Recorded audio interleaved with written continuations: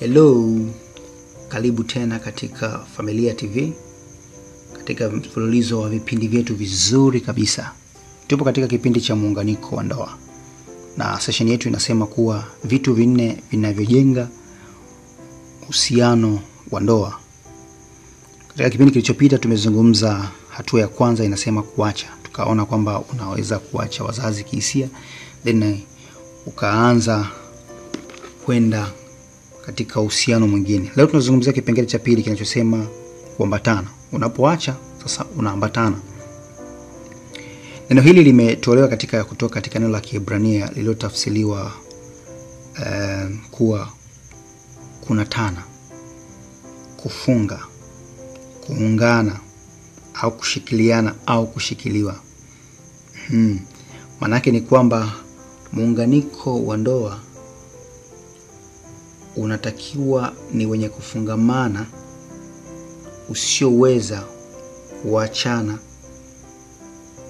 wenye kung'ang'aniana.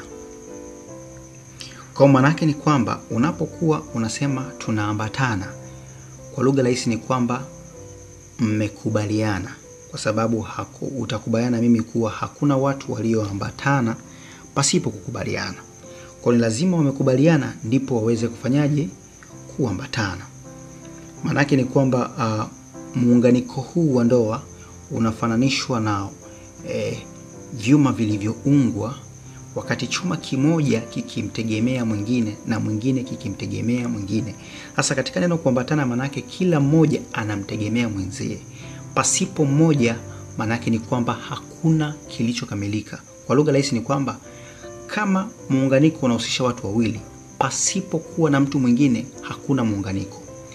Kama muambatano unategemea watu wawili, pasipo kuwepo na mtu mmoja, maana yake hakuna muambatano. Kwa hiyo maana yake ni kwamba muambatano au kuambatana ni watu wawili waliokubaliana, kwa kila mmoja kukubali condition ya mwenzie, kwa kila mmoja kukubali makosa ya mwenzie, kwa kila mmoja kukubali madhaifu ya mwenzie, na kila mmoja kukubali uwezo au mazuri ya mwenzie. Niandikie hapo chini umejifunza kitu gani. Na usisahau kusubscribe, kulike na kushare kwa wengine pia waweze kupata elimu hii. Mimi ni Satumbu. Hadi wakati mwingine. Karibu.